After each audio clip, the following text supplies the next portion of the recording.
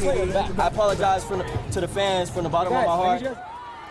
Well, chaotic crowds in the heart of Hollywood. A rapper is apologizing tonight for a stampede. Now here's a live look from Sky 2 where the streets just reopened. And CBS 2's Jeff Nuys is live in Hollywood where people were injured. Jeff.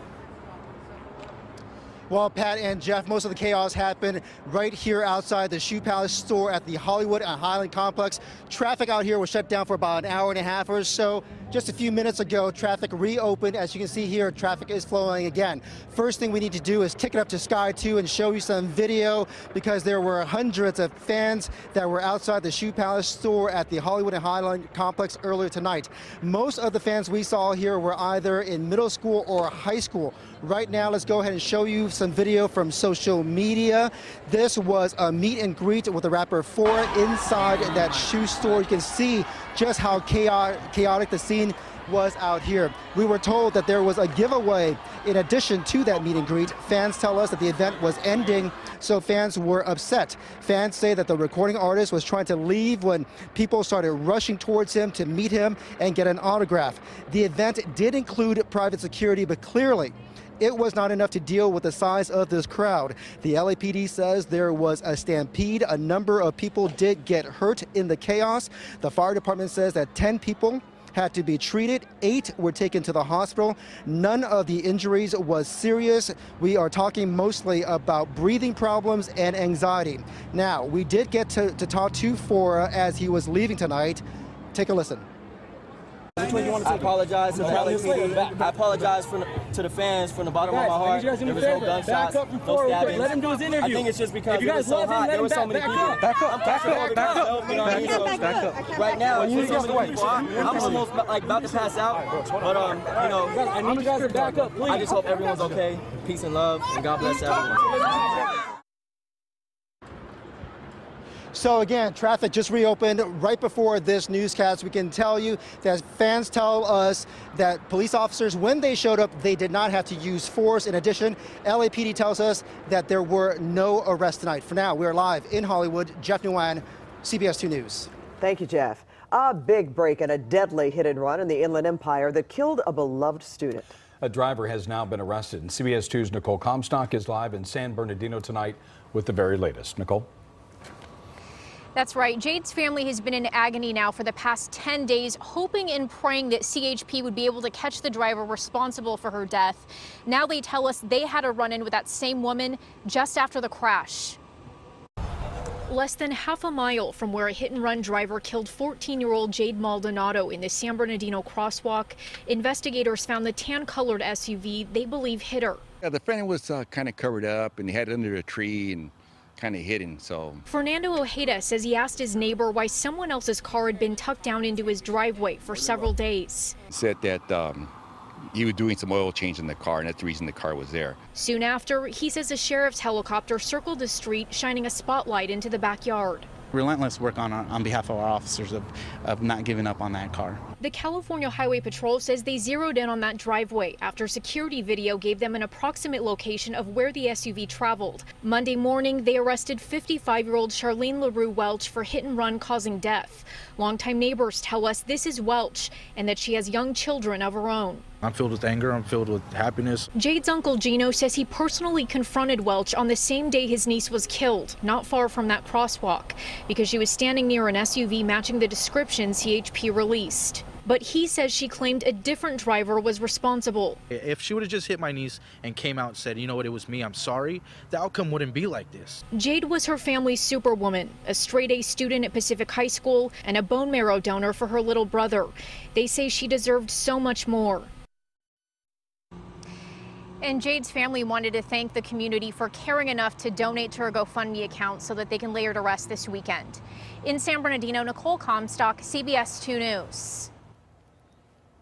Hurricane Michael is taking aim for the Gulf Coast of Florida. It's already hit Cuba with pounding wind and rain. The storm is expected to become a Category 3 by the time it reaches the Gulf Coast on Wednesday. The flooding and strong winds could begin tomorrow night. Some gas stations are running out of gas and many store shelves are bare. And along our coast, we could see big waves and dangerous rip currents thanks to another hurricane. And Garth Kemp will have more on Michael and Sergio just minutes away. Brett Kavanaugh's first day on the Supreme Court is tomorrow after being sworn in tonight at the White House. On behalf of our nation, I want to apologize to Brett and the entire Kavanaugh family for the terrible pain and suffering you have been forced to endure. My goal is to be a great justice for all Americans. But the drama may not be over. The top Democrat in the House of Representatives, Nancy Pelosi, says she will file a Freedom of Information Act to learn more about the FBI investigation into Kavanaugh's past. Thousands attended a vigil tonight for the victims of a deadly limo crash in upstate New York.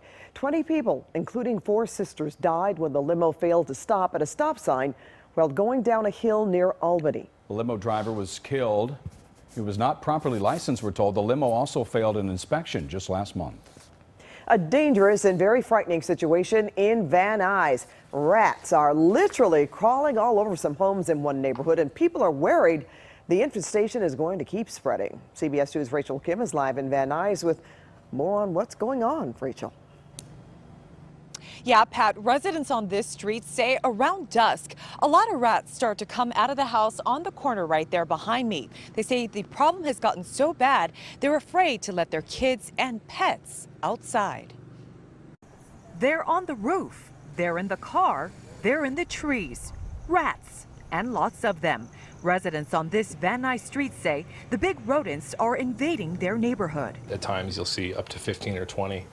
25 running the roof in lines, like probably offspring. I'm pretty fed up.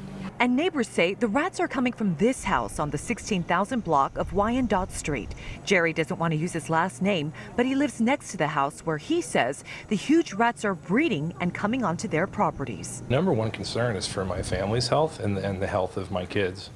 And the health of all the immediate neighbors, even the people living in the house. It just smells like, if you've ever smelled a rat's, like a dirty hamster cage. Jerry tells us he contacted the health department and they referred him to Vector Control. Vector Control has sent them some letters in the past saying clean up the property, trim your trees. Here's what we recommend you do to rodent-proof a property. But Jerry says the problem has only gotten worse. We spoke with the property's owner on the phone tonight. Lisa, who didn't want to use her last name, told us this. There's no infestation when you're talking about 10, 15 rats. There has been a rat problem in the community of Van Nuys, not even in this immediate neighborhood.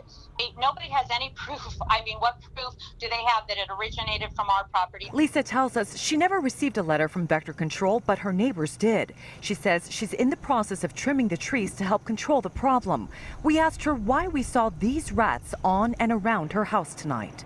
I do not believe in purposely torturing animals or killing them when it's absolutely not necessary, when there could be other methods that are humane, such as trapping and relocating. We just want someone to come out and help them get some help. They need some help. Neighbors want to see Lisa get that house rodent-proof. Now, we tried contacting the Vector Control Department today, but they were closed for the holiday. Reporting live tonight in Van Nuys, Rachel Kim, CBS 2 News. What a nightmare. Let's move on to something much better. The boys in blue, they did it. Yes, our team is one step closer to the World Series again. I'm happy, man. That's the best. Dodgers! World Series, baby. Going back. We're going all the way, baby. Go Dodgers! Oh, look at Clayton there. Fans erupted inside the Greyhound Bar and Grill in Highland Park. This is the 3rd straight year the Dodgers are playing for the National League pennant. Yeah, 2 years ago, they lost to Chicago in the NLCS. They won it last year, but was just 1 game shy of winning the World Series. I'm happy, man. That's the best. Dodgers! World Series, baby. Going back. We're going all the way, baby. Go Dodgers! Now it's off to Milwaukee to face the Brewers. Jim Hill will have much more on the Dodgers win, and the next challenge just minutes away. It's always great to see Kershaw skipping in the dugout, isn't it? Well, also ahead, ice falling from the sky, a local homeowner's bizarre experience. I mean, it's a waste of everyone's time. Plus, more complaints about the Real ID. 2 on your sides. Christine Lazar looked into why more and more people are having issues getting it.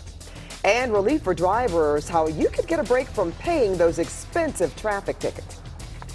Hey everybody, I'm Garth Kemp. What a day today. Can we keep the fall weather going? We'll tell you about it coming up.